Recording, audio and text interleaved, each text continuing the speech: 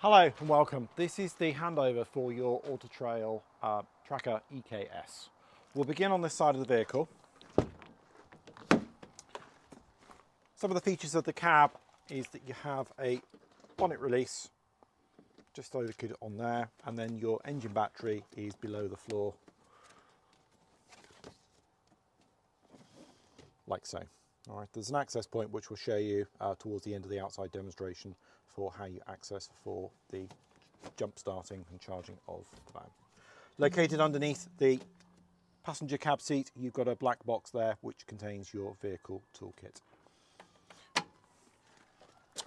Just behind the passenger door, you've got your fuel filler cap.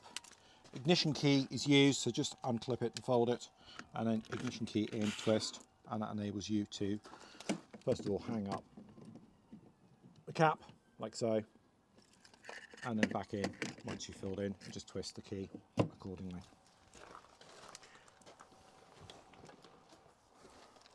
Gas bottle is located underneath the wing. Whenever you're travelling, I would recommend, although you've got gas safe systems, that you actually travel with the gas switched off. When you arrive on site, two things that you'll need to do. First of all, depress this green button here, and that allows the gas safe section to open on the pipe. And then using the tip of the key, press in on the one below the regulator, and that should restore the gas supply. They're sensitive to you going over bumps or cat's eyes and things like that. So you may find that you have to do it on a fairly regular basis, especially if you're doing something like the North Coast 500, whereas if you're on relatively flat motorways, you may find that you don't need to.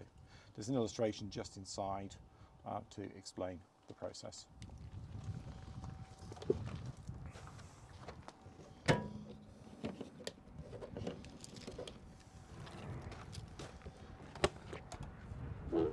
Behind the flap, previous owners left in a mains cable, and you've got the safe in there as well. And then we also have our winding handle for our awning.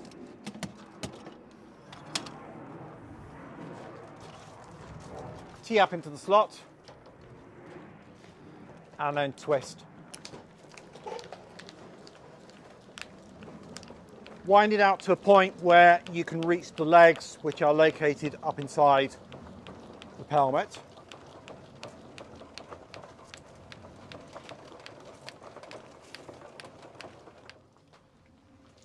They are spring loaded into position, so push in on the leg slightly, let the leg slide through your hand, and then bring the clip down. When you get down to the ground, put a little bit of pressure onto the leg and then just fold the clip back up to that position, and then repeat on the other side. Again, fold down to the floor and then lock the clip back. These are sunshades. Wet or windy conditions, they need to be put away. Don't leave them out overnight unsupervised. If you're going out for the day, I would advise that you put them away. This isn't the fullest extension. We're limited by the awning here. Full extension on this is about 2.5 meters. It's the reverse to put it away. Fold the clip back into position. Make sure that the foot goes against the outside part of the pelmet and then clips back onto the little lug. And again, same in on that one. And back into the pelmet accordingly. And then just wind the awning back in.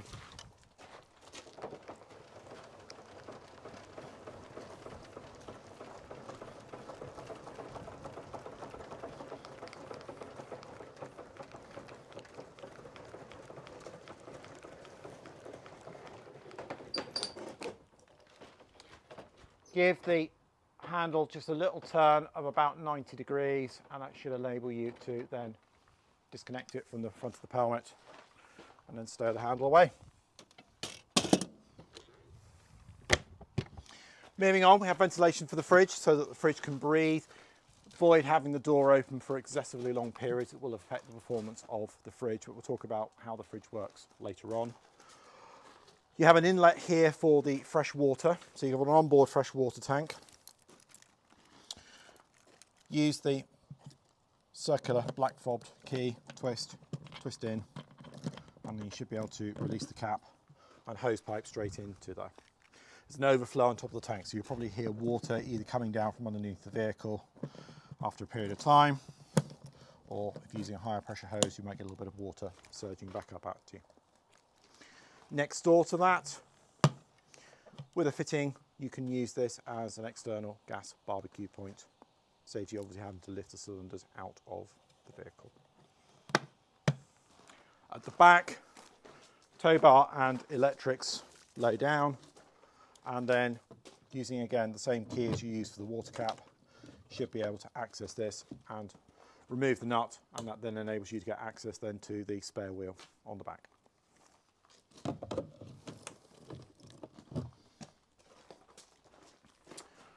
Round onto the driver's side, using the square fob key, when that's inserted properly, you should be able to pull up on the skirt locker, fold it back up, and then it then gives you access virtually the same width as the vehicle. It also exposes the drain valve for the fresh water tank. So for winter storage, it's critical that you drain the tank off, although I would advise during the summer months you drain them down just to stop the water supply from stagnating. Periodically, some sterilising solution through the system makes a big difference, although I tend to use bottled water for my drinking. Your toilet cassette.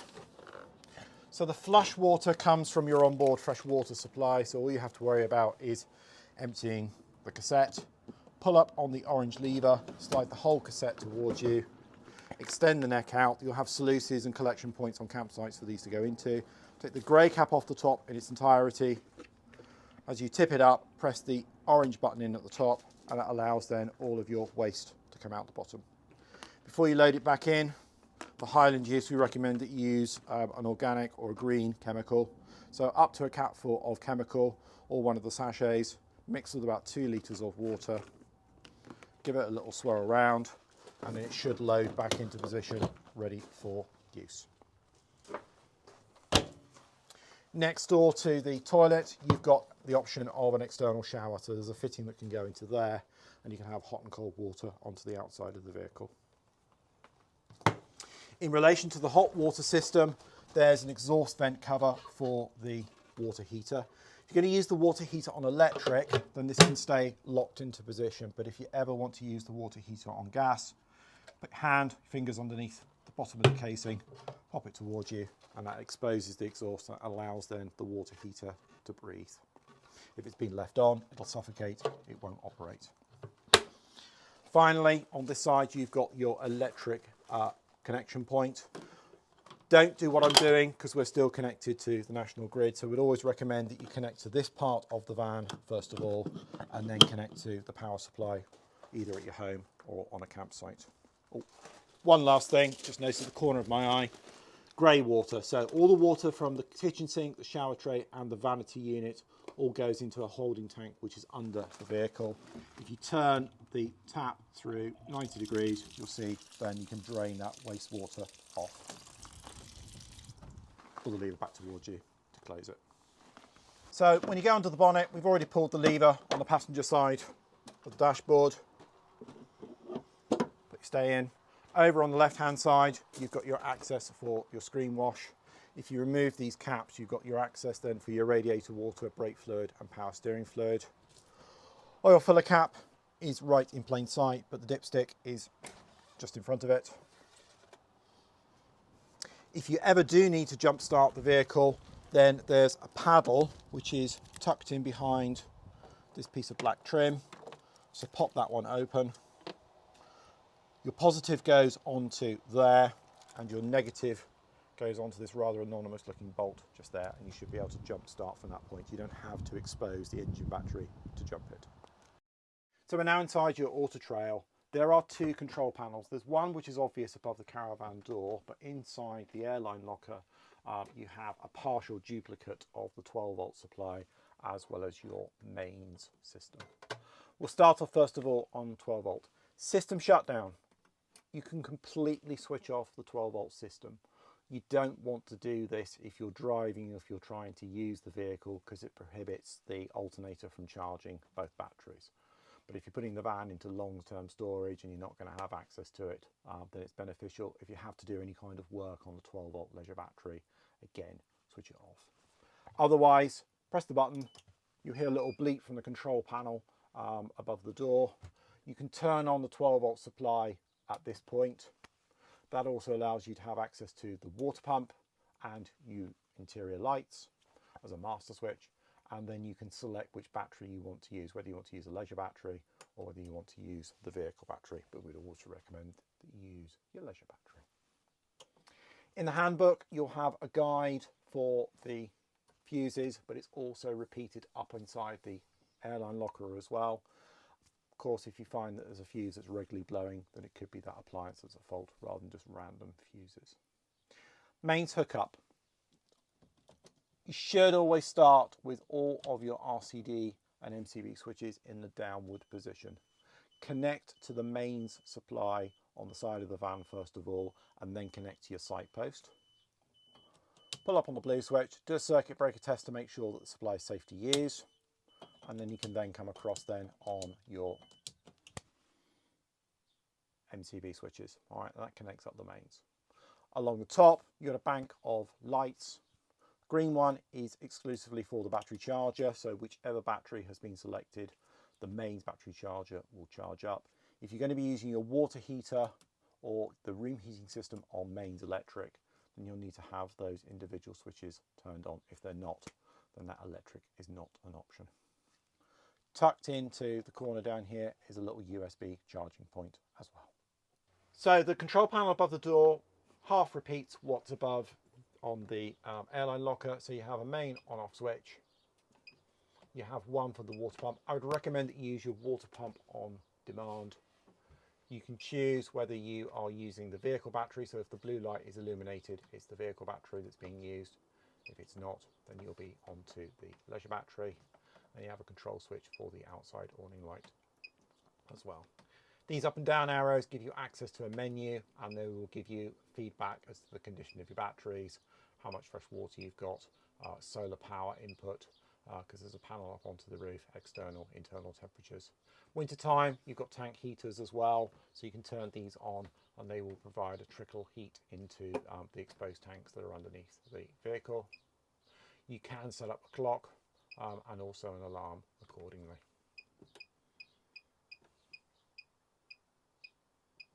We go back to the front menu.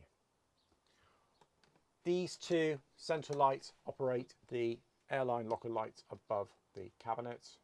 The water heating and the room heating controls will come on to later on, but we've got the gas water heater and the electric room heating systems just there. So I'll turn our attention to the water heating system. There's a couple of things that you need to remember when you want to use the water heater, whether you're operating it on gas or electric. So we'll try and run through the key points. First off, there's a drain valve on the water heater. Winter time, it's important that this one is lifted to the vertical position to allow the content of the water heater to drain out. For use, it can be in a horizontal position. Doesn't matter which direction, just needs to be in a horizontal position so it allows the water heater to fill up.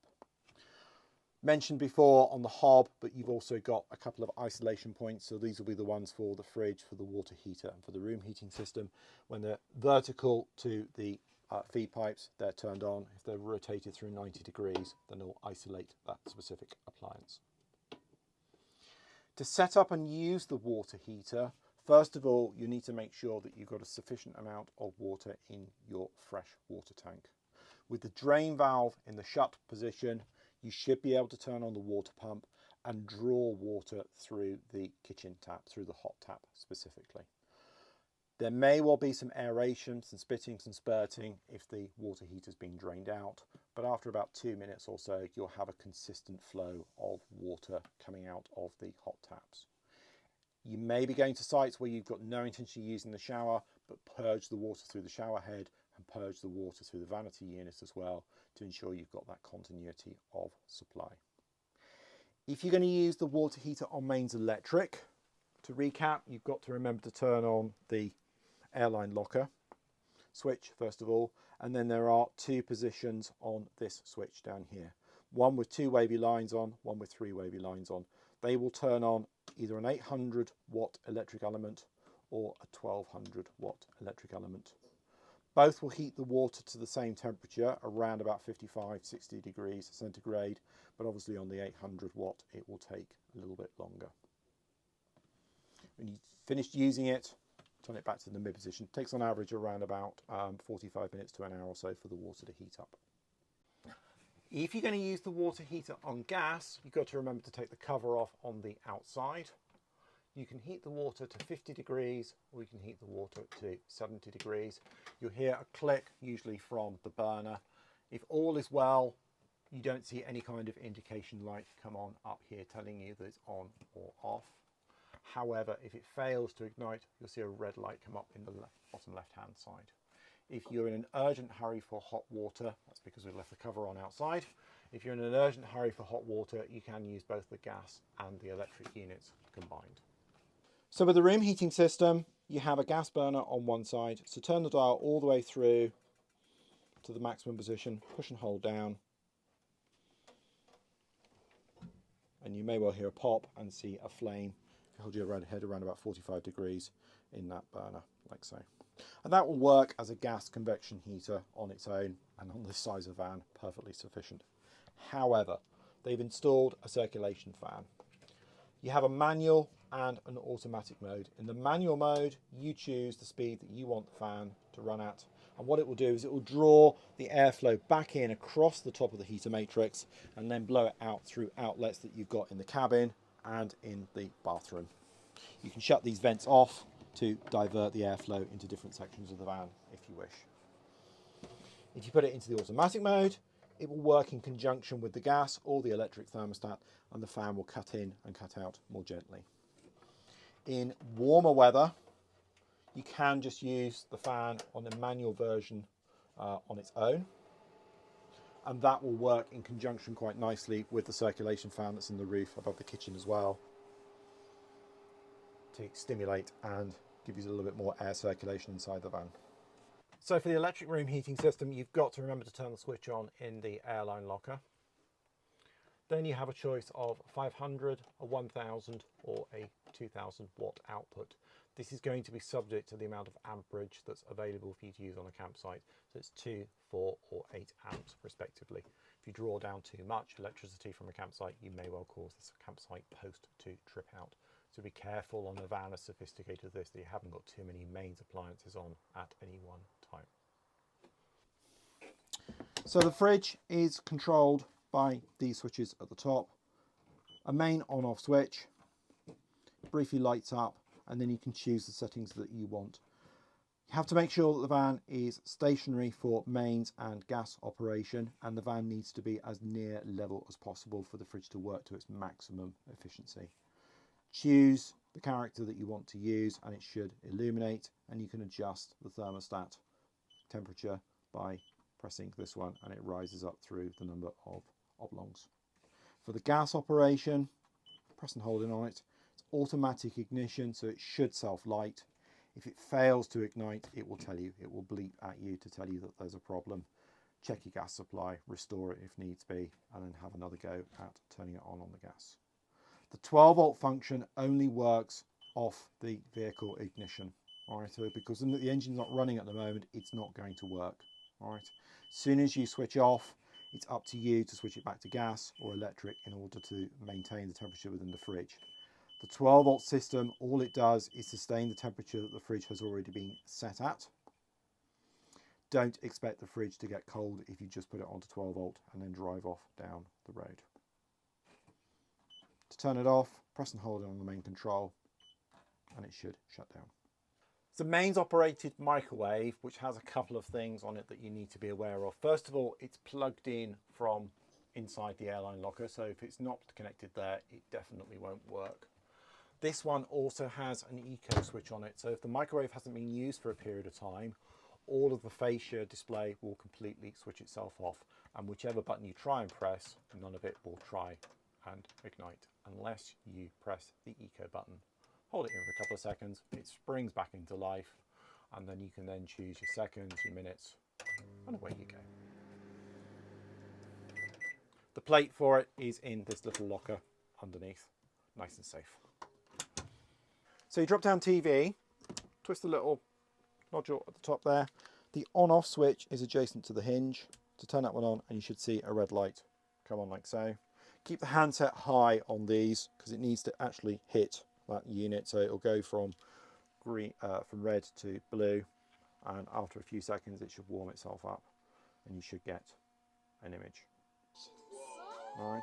If you need to retune it, press and hold down on the AQT button, hold it at the set,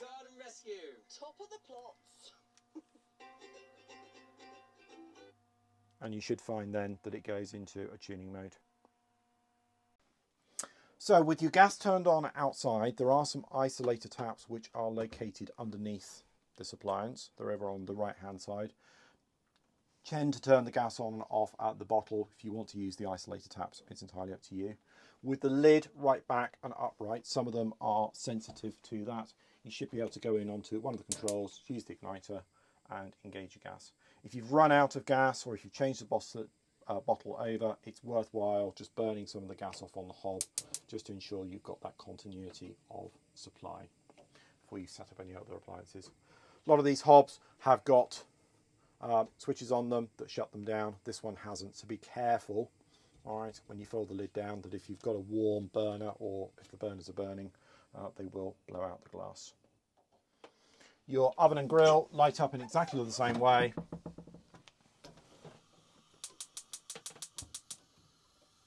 There's even an interior light as well. And having removed any flammable materials, you can then light up the grill accordingly.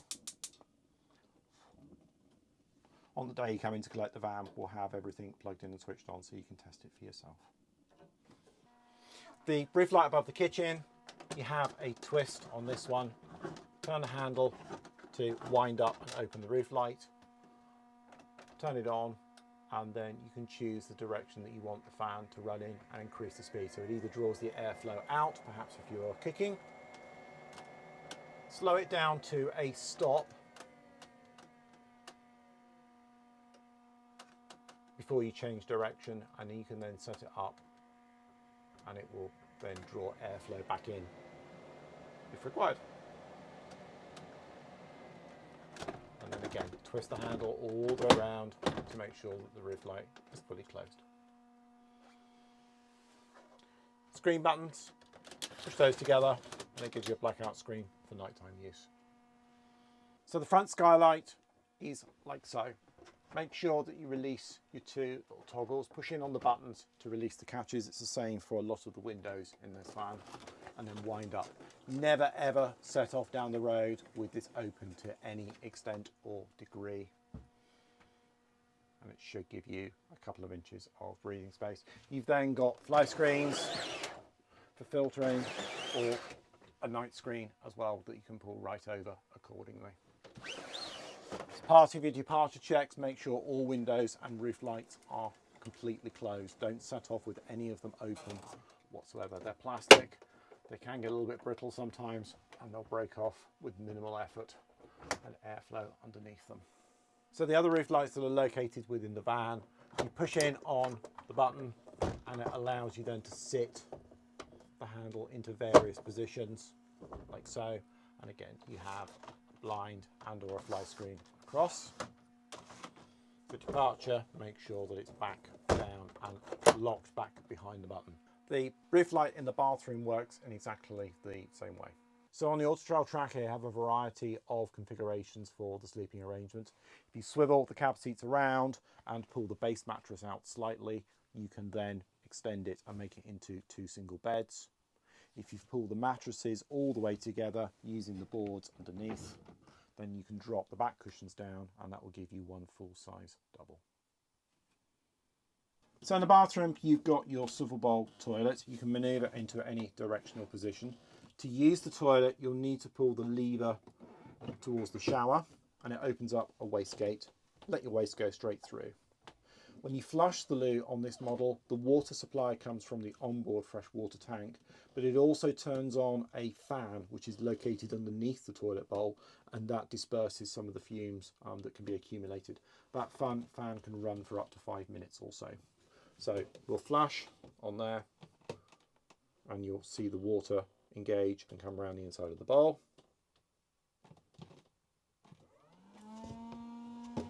And you'll hear the fan cut in as well. When the cassette is approaching full, you will see a warning light come on underneath the cassette symbol, and all the time the fan is running, you'll have this light flashing to tell you just so. So we come our attention to the dashboard. With the vehicle set up on this one, over on the driver's door, you've got your positions for your electric mirror. So with the ignition on, you should be able to turn the toggle in the direction of the mirror that you want to adjust, and then move it around accordingly. All 4 mirrors are adjustable, so you can adjust the blind spot mirror to suit your requirements as well. Electric windows for both driver and passenger side, and you also have blinds as well. Be delicate with them. They need gentle operation. For the front ones, push back on the square and join it with the one from the other side. They've got a magnetic strip there to keep them closed. Steering wheel controls, these are all connected to the radio system, so you can mute if required, and then increase or decrease the volume, and set up for your phone controls through the Bluetooth function as well. Behind it on the stalks, you've got your side lights and indicators, and then the cruise control on the lower stalk, as well as the limiter. And then over on the right hand side, you've got your wiper controls and pull back for your screen wash accordingly. Reverse on these, up on the collar, push the lever away from you and then push it up towards the windscreen, and that should engage the reverse, and it will also turn on your reversing camera as well. On the dashboard, you've got controls for descent control and weight control. So if you're laden with more goods, for traction control I should say, if you're laden with goods, then you can adjust those settings. With the traction control, it's permanently on, though perhaps if you were driving on loose sand, grass, wet grass, icy conditions, you may prefer to actually disable it, and that will then give you throttle to wheel control for driving in those conditions. There's a central locking button next to the hazard light switch, and this control here turns on the function for the main mirrors for the heating and demisting. Ventilation controls are above it, so you have your external and recirculation functions, and then windscreen, feet, face and feet, and then face vents controls. Speeder control is done on the left hand side, and you can also then operate your air conditioning as well. Media and the head unit, you've already seen the reversing camera, but you have a radio function on here. You can connect USB outputs below the console. You've got your navigation as well, which is managed by TomTom, and then the ability to set it up and Bluetooth link it to a mobile phone. There are USB charging points that are operated when the cab is on and running, and also a 12-volt cigar lighter function as well. Glove boxes, there are 2. On the passenger side, the top one, that's actually connected to the air conditioning system, so if you want to, if it is cold, you can use that as your own mini fridge. Passenger airbag, and then there's a lower one as well for books and maps. And then finally, you've got the clipboard function, multifunction system, so you can use it as a clipboard for holding documents into position, but if you pull forward on this lever, you can also set it up as a tablet or mobile phone grip. So that concludes the handover for your Autotrail tracker. Sincerely hope that the van is going to give you lots of miles and lots of smiles. On behalf of Camper Vans, thank you for using our services. Take care. Bye for now.